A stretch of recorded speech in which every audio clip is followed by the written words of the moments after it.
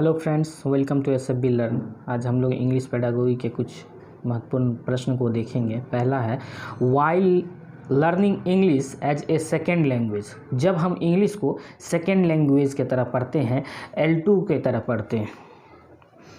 Option A है, there is no role of mother tongue in learning L2, यानी L2 को पढ़ने में, लैंग्वेज 2 को पढ़ने में मदर टंग का कोई भूमिका नहीं है, कोई रोल नहीं है।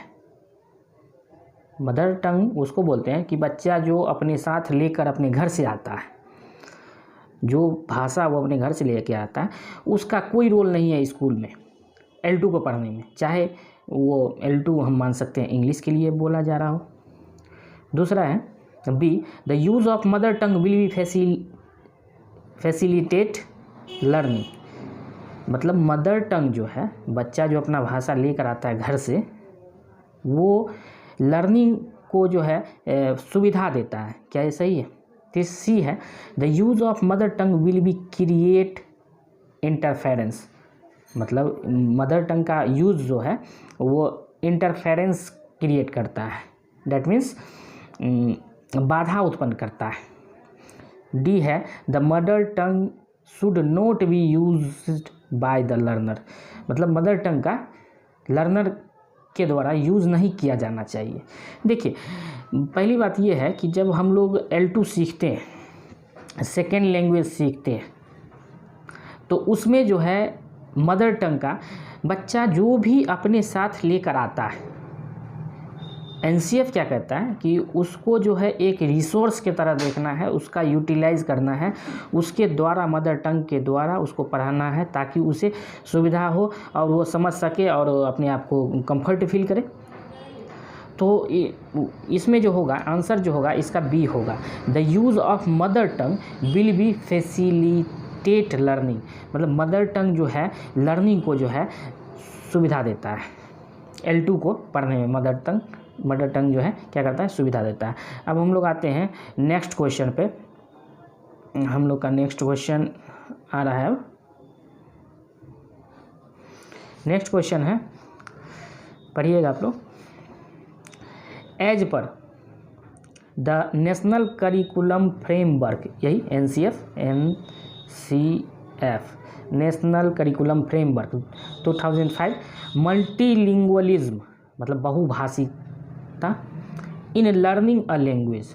मतलब नेशनल करिकुलम फ्रेमवर्क 2005 के अनुसार जो है मल्टीलिंगुअलिज्म जो है, बहुभाषिता जो है, भाषा सीखने में क्या है। मतलब बच्चा जो है, हम अपने क्लास में बहुभाषिता कहने का, मल्टीलिंगुअलिज्म कहने का क्या मतलब कि विभिन्न क्षेत्रों से, विभिन्न जगहों से, एक स्कूल में बच्चा भिन्न भिन्न समुदाय के अलग अलग डिफरेंट जगह से लोग आते हैं, बच्चे आते हैं, तो वो अपने घर से एक्वायर करके भाषा को लेकर आते हैं। बच्चे जो भाषा लेकर आते हैं, तो हर बच्चे का अलग अलग अपना भाषा होता है, हर क्षेत्र का अलग भाषा होता है, और उस सभी भाषाओं का एक टीचर जो है एक रिसोर्स की तरह यूज़ करके लैंग्वेज 2 को पढ़ाता है। ये हम लोग बात कर चुके हैं आगे। तो ये क्या कहता है कि लर्निंग में जो है मल्टीलिंगुअलिज्म जो है क्या है, एज पर नेशनल करिकुलम के हिसाब से NCF 2005 से जो है मल्टीलिंगुअलिज्म जो है क्या है। तो ए है, challenge for teacher to manage such classes. ऐसे क्लासेस को मैनेज करने में टीचर के लिए एक चैलेंज है। दूसरा है कि hindrance in teaching learning English. मतलब हिंड्रेंस करता है टीचिंग लर्निंग इंग्लिश पढ़ाने में, इंग्लिश को पढ़ाने में एक बाधा उत्पन्न करता है मल्टीलिंगुअलिज्म। नहीं, resource in teaching learning English. यह मल्टीलिंगुअलिज्म जो क्या है, एक रिसोर्स के तरह, एक संसाधन के तरह, रिसोर्स मतलब संसाधन के तरह काम करता है। बच्चे का मल्टीलिंगुअलिज्म होना बच्चे उस रिसोर्स के तरह काम करता है, और NCF इसको कहता भी है कि आप उसका यूटिलाइज कीजिए। बच्चा जो लेकर आया है अपनी भाषा, सभी के भाषाओं को रिसोर्स के तरह यूज़ करता है। क्या चीज़ में? टीचिंग लर्निंग में। तो इसका आंसर सी हो जाएगा। अब हम लोग चलेंगे नेक्स्ट क्वेश्चन थर्ड है, the most important factor which is responsible for differentiation between language learning and language acquisition. The most important factor which is responsible, इस सब में से जो है कौन सबसे इम्पोर्टेंट ये सब में से फैक्टर है जो बताता है कि लैंग्वेज लर्निंग और लैंग्वेज एक्विजिशन के बीच में जो है डिफरेंस है, मतलब उसके लिए जिम्मेदार है। लैंग्वेज लर्निंग और लैंग्वेज एक्विजिशन के लिए सबसे ज़्यादा जिम्मेदार कौन है, सबसे ज़्यादा प्रभावित कौन करता है। तो सबसे पहली बात हम लोग जानते हैं कि लैंग्वेज लर्निंग क्या है और लैंग्वेज एक्विजिशन क्या है। देखिए, एक लैंग्वेज एक्विजिशन जो है ये बच्चे 1 से 5 ईयर तक काफ़ी तेज़ी से इसमें एक्विजिशन होता है। किसी भी भाषा को वह विदाउट ग्रामेटिकल यूज़ का अपने समाज में अपने घर से एक्वायर कर लेता है। उसको ये नहीं बताया जाता है कि ग्रामर, टेंस, ये सब रूल नहीं उसको बताया जाता है। कोई भी बच्चा जो है वो रह के वह नियम चॉम्स्की भी कहते हैं कि एवरी चाइल्ड हैज़ इनेट कैपेसिटी, मतलब जन्मजात उसकी कैपेसिटी होती है, क्षमता होती है लैंग्वेज को एक्वायर करने के लिए, उसको ऐसा परिवेश दिया जाए। और तो वैसा इसको घर से हम लोग एक्वायर करते हैं, समाज से, आस पड़ोस से एक्वायर करते हैं नॉलेज को, तो एक परिवेश मिलता है। और लर्निंग क्या है, जब हम स्कूल जाते हैं तो बुक्स मिलते हैं, फैकल्टीज आते हैं, बोर्ड होता है, बस सारा चीज़ होता है। तो ये लर्निंग प्रोसेस है जिसको हम कॉन्शियसली पढ़ते हैं, चेतन से पढ़ते हैं। और ये जो है एक्विजिशन जो है, लैंग्वेज एक्विजिशन, यह जो है बच्चा एक्वायर करता है या अनकॉन्शियसली, उसको नहीं पता कि वो इंग्लिश सीख रहा है, मतलब अनकॉन्शियसली वो सीखता है। जबकि लर्निंग जो होता है ये कॉन्शियसली उसको पता होता है कि हाँ हमें लैंग्वेज सिखाया जा रहा है।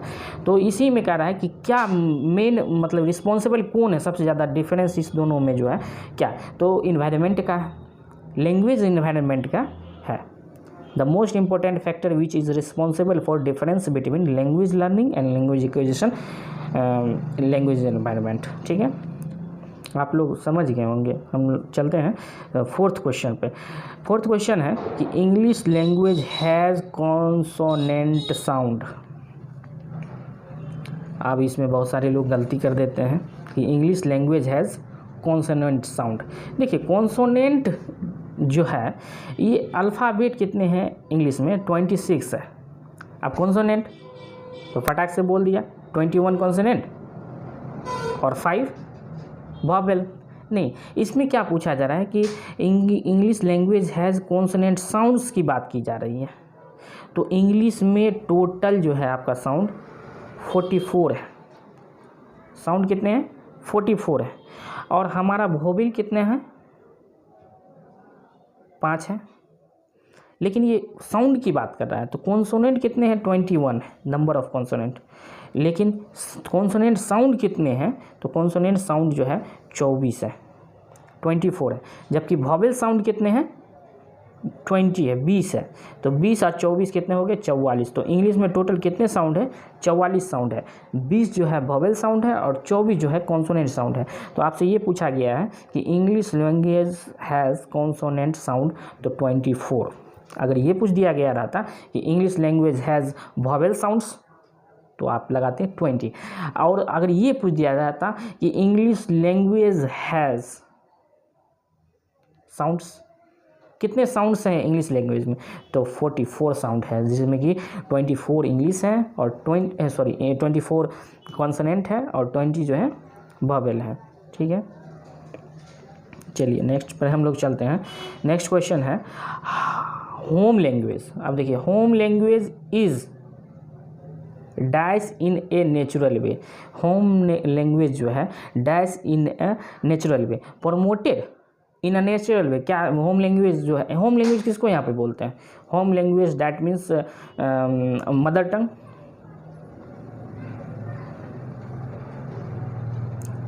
होम लैंग्वेज मतलब mother tongue. Mother tongue is dies in a natural way, promoted in a natural way, acquired in. देखिए होम लैंग्वेज कहने का मतलब मदर टंग जो हम लोग क्या करते हैं, सीखते हैं क्या, नहीं, एक्वायर किया जाता है। हम लोग परिवेश से, इन्वायरमेंट से उसको एक्वायर करते हैं, अर्जित करते हैं। तो यहाँ पे क्या होगा कि home language is dies in a natural way, acquired in a natural way, acquire किया जाता है, न कि लर्न किया जाता है। ठीक है, लर्न हम L2 का करते हैं, लेकिन एक्वायर जो करते हैं सबकॉन्शियसली करते हैं, ये हम बता चुके हैं आप लोग को। ठीक है, आज के लिए इतना ही। नेक्स्ट हम लोग आएंगे आगे और भी बहुत